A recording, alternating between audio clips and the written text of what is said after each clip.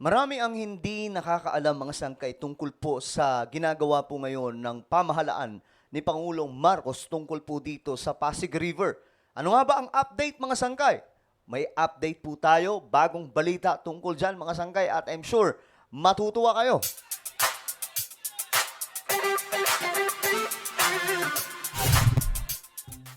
Alam nyo mga sangkay, pagka good news po mula sa pamahalaang ito, bad news kaagad ito, automatic sa mga DDS. So, pasensyahan po tayo. Pasintabi po muna sa lahat ng mga DDS dyan, dahil alam ko bad news po ito sa inyo, pero good news po ito sa buong Pilipinas. Ngayon kasi, mga sangkay, marami ang hindi nakakaalam na may ginagawa ang pamahalaan ngayon na magbabalik muli sa glory ng Pasig River. At ngayon mga sangkay, may ginagawa na pong resulta, no? Magkakaroon na po ng mga biyahe sa Ilog Pasig. At hindi lamang po ito sa Pasig mga sangkay. Papunta pa po ito sa Marikina River at papunta po malawak mga sangkay. Mamaya pag-usapan po natin yan. But anyway, before we start guys, pag-subscribe po muna yung ating YouTube channel. Ayan po tayo ay 1.4 million subscribers na. Kung ikaw ay hindi pa po nakakapag-subscribe, makikita nyo po yung subscribe button sa baba ng video na to. I-click nyo lamang po yan. Tapos i-click nyo yung bell at i-click nyo po yung all. Sa mga nanonood naman po sa Facebook, i-follow nyo po yung ating Facebook page. Alright? Shoutout nga pala sa lahat ng mga solid sangkay dyan. Thank you so much sa patuloy na suporta. Alright guys, ito ang balita ngayon. Ito, pag-usapan po natin. Magkakaroon na po ng ferry system. At sisimulan daw po ito ngayong taong 2025. So, ibig sabihin, may mga makikita na po tayong bumabiyahe ng mga ferry na ito po ay project ng ating pamahalaan. Kita nyo na mga sangkay. Hindi po ito nangyari noong nakaraang administration. Hindi nangyari panahon po ni Pinoy, nangyayari sa panahon po ni PBBM. Ganyan po ang nangyayari mga sangkay. Sabi ko nga sa inyo sa taong 2025, maglalabasan po yung mga dambuhalang project ng ating pamahalaan. Natatak Marcos mismo. O ito, mga sangkay, panoorin po natin. Posible namang makumpleto na ngayong first half ng 2025 ang Mapalya Ferry System na magdurugtong sa Marikina River, Ayan na, magdurugton sa Marikina River, Pasig River, Pasig River. Laguna de Bay at Manila Bay. Uy, ang dami pala, no? Ulitin nga natin. Ferry System na magdurugtong sa Marikina River, Pasig River, Laguna de Bay at Manila Bay. Alright. So, apat ang napangalanan, mga sangkay. So, hindi lamang pala ito sa Pasig River. Pero mas kilala kasi ang Pasig River, mga sangkay, no? So, ito po ang magiging magdudugtong-dugtong, no? So, mula sa may Marikina River, malaking iilog din po yun, mga sangkay. Tapos dito sa Pasig River, papunta po sa, ano ba yun? Laguna de Bay. At saka, papunta din po doon sa Manila Bay. So, napakalawak, mga sangkay. At ang malupit po dito, eto ang good news. Malapit na daw po matapos itong ferry system na ginagawa po ng ating pamahalaan. May balitang pambansa si Quenzel Bucobo ng IBC 13. Inaasahan ng Department of Transportation o DOTR na makukumpleto na ngayong unang semestre ng 2025 ang pag-aaral para sa target na pagpapatupad ng Mapalya Ferry System na magdudugtong sa Marikina River, Pasig River, Laguna de Bay at Manila Bay. Ayan na mga sangkay. So sisimulan na po ang pagsasaayos ng mga ferry system na ito. So, ibig sabihin, maglalagay na po sila dyan ng mga ferry, tapos magkakaroon na po ng biyahe. Naku, abangan po natin ito, mga sangkay. Gaya ng sinabi ko, this coming 2025, or hindi pala this coming, 2025 na ngayon itong taon na ito, sisimulan po yung mas mga malalaki pang project. Maraming project tayong alam, di ba? Simula nung umupo si PBBM, kagaya na lamang po ng 4PH program. Di ba yung mga pabahay na sobrang dami na pong naipatayo? No, first time in the history, maliban po kay Ferdinand E. Marcos, kasi dati mga sangkay, di ba, mayroon pong mga mid-rise building na ito po ay mga parang ala condominium na mga project ng pabahay nila Pangulong Marcos noon. So mga halimbawa na lamang po yung Bliss projects, mga pabahay nila Pangulong Marcos. Isa po yan sa project ni PBBM. Ang tawag dyan, 4PH. At pwede pong mag-apply dyan. I think mayroon po sa online dyan mga sangkay na pwedeng applyan para po magkaroon ng unit sa mga pinapatayo na pabahay ni PBBM. Maliban dyan, marami pa po, mga schools, mga paliparan. Hindi lamang po na-highlight kasi alam nyo yung na-highlight ngayon? Ang na-highlight po ay yung mga awayan ng mga politicians. Masyadong magulo. Kaya nga po, instead na pumick up po tayo ng mga ganyang topic, yung mga bardagulan, di ba? Yung ibang vlogger, busy sa bardagulan eh. Tayo hindi masyado sa bardagulan. Tayo po ay nakatutok lamang sa mga project, ginagawa, mga plano ng ating pamahalaan.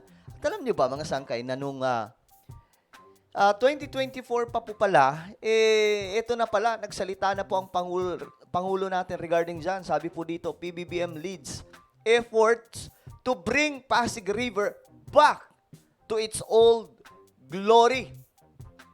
Anong project ito mga sangkay? Ang proyektong ito ay tinatawag na Pasig Bigyang Buhay Muli Project or PBBM. Okay ano? PBBM. No, okay din yung mga pangalan eh. No? Tumutugma. Pasig Bigyang Buhay Muli. Okay. Sino ba nakaisip na ito? So, ngayon, mga sangkay, eto, tuloy-tuloy. Maliban po sa pagsasaayos nila PBBM, pinaplano na po ngayon na idugtong-dugtong na po ito. At magkaroon po ng sistema patungkol po dito sa mga ferry na ilalagay ng ating pamahalaan. Siguro lalagyan po yan ng mga pambihirang istasyon, ipapagawa na po. Sipin mo, ang lawak ng Manila Bay. So, what if we put up a regular scheduled ferry? Correct, di ba? Kasi alam nyo mga sanggay, nakaano na ako dito. Nung time ni PRRD kasi, nagkaroon po ng paglilinis dito eh. Time ni Tatay Digong. No, pumasyal po tayo dyan and actually, malaki na rin po ang nalinis dyan panahon po ni PRRD. Pero, ang problema mga sangkay, bumabalik lang din po at bumabalik yung dumi. No? Kasi nga po, walang system na maayos eh. Inaabuso lamang po ng mga nakapaligid. Diba ngayon, talagang tinututukan na po ng gusto ng ating pamahalaan. Kaya nga po, may tawag na po dyan, oh. Ayan po, Pasig Bigyang Buhay Muli o PBBM Project. Alright? Hindi lang sa Nabota, Cavite, hanggang Batangas yan, hanggang Bataan yan. Grabe. Ang layo pala ng nararating ng ilog na ito, mga sangkay, no? Kung malalagyan lamang po ng maayos na sistema dyan, may mga ferry, naku po, buhay na buhay. At dadayuin pa po ito ng mga turista. So, alam nyo, ang pamamaraan para po malinis yan, makita po ng maraming tao na itong Pasig River ngayon ay ginagamit na po ng gusto. No? Kaso ngayon, mga sangkay, tingnan nyo naman, di ba? Para sa kanila, para sa marami, malinis na po yan. Pero pag sa mga mata natin, di ba, medyo madumi pa rin. Dalawang ferry stations ang inaasahang magdudugtong sa Marikina River at kasalukuyang Pasig Ferry System bilang bahagi ng Phase 1 ng proyekto. Magkakaroon nito ng 40 electric ferries na kayang magsakay ng 100 hanggang 150 pasahero kada biyahe. Grabe, ibig sabihin, ang lalaki yung mga ferry na ito na ilalagay po ng ating pamahalaan. Medyo excited po tayo dyan, mga sangkay, no? Pero siyempre, yung mga DDS, hindi po nila magugustuhan ito. Alam niyo yung prayer na naman nila ngayon, hindi matuloy ito. Ganyan sila, mga sangkay, sana hindi matuloy para siyempre masira si PBBM. Alam niyo sila yung utak nila gamunggo, di baling masira ang Pilipinas basta masiraan lang po si PBBM. Di bali walang project, masiraan lamang po si PBBM. Di bali maganda hirap-hirap ang ating bansa, mamulubi ang ating bansa, basta basta masira lamang po si PBBM. Yan po yung goal nila. But sorry guys, sabi pa nga, never naman po nanalo ang kasamaan sa kabutihan, di ba? Lagi pong nananalo yung kabutihan. Good news naman para sa ilang commuters na Tingnan nyo mga sangkay, Sa time ni PBBM, makikita nyo, kahit papano, malaki na po ang pagbabago ng Pasig River. Diba? Napakalinis mga sangkay. Wala po mga, itong area na to, hindi po natin nakita na punong-puno po ng mga, ano ba tawag doon? Yung water lily ba yung tawag dyan, mga sangkay? Yung mga dahon po na lumulutang dyan? Ng kasalukuyang Pasig Ferry System ang proyektong ito. Para po sa akin, mas maganda po yung ganun kasi mas maraming makakasakay, Correct. maraming matutulungan mga passenger. Mismo. So, okay lang sa akin extend. Naniniwala din ang DOTR na magandang alternatibo rin ito para sa mga mananakay para makaiwas sa mabigat na trapiko.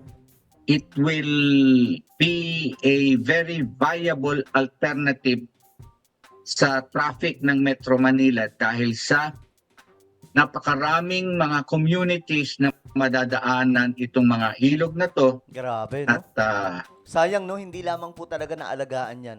Ang pagkakaalam po natin, nawasak po yan nung World War II. No, nagkanda sira-sira. Pero pagdating po ni Ferdinand E. Marcos, inayos ulit yan. Pero ang problema, nung nawala na naman po si Ferdinand E. Marcos, balik ulit sa dati mga sangkay yung Pasig River. Nasira na naman. very convenient. Sa tulong ng Private Public Partnership Center, target ang full operation ng Mapalya Ferry System bago matapos ang 2026. Mula sa IBC 13. O, ayan, mga sangkay, no? Eto na po. Ginagawan po talaga ng pamahalaan ngayon ng maayos na sistema itong Pasig River. Nang sa ganun, magamit, isipin nyo, kung mayroon pong ferry dyan na magsasakay ng 100 kada biyahe, edi, kahit paano, makakabawas po ito sa bigat ng traffic sa kakalsadahan. Kasi malayo pala yung nararating nito. 'Di ba? Well, ano po ang inyong opinion, mga sangkay? Kayo ba ay natutuwa? Ito po ay nilalakad na po ng pamahalaan maliban po sa nalilinis na po, maayos na po. Tingnan niyo mga sangkay, oh. 'Di ba? Maayos na po yung itsura kumpara dati. Hindi lamang po talaga na-highlight po sa mga balitaan kasi itong mga balita, more on bardagulan eh. Kahit yung mga vlogger, instead na magbalita ng mga ganito, ibabalita po nila yung mga banatan, di ba? Ano po ang inyong opinion? Just comment down below. Meron po tayong YouTube channel, Sangkay Revelation. Nako, magaganda po yung topic natin dito. Kung mahihilig kayo about sa Bible, about po sa mga nangyayari sa ating mundo, related po sa Bible prophecy, hanapin nyo po ito sa YouTube. O kaya makikita nyo po yan sa screen ngayon, i-click nyo po yung Sangkay Revelation, then click the subscribe, click the bell, and click all. Panoorin nyo po yung mga video dito. Alright, so ako na po ay magpapaalam, mag-iingat po ang lahat. God bless everyone.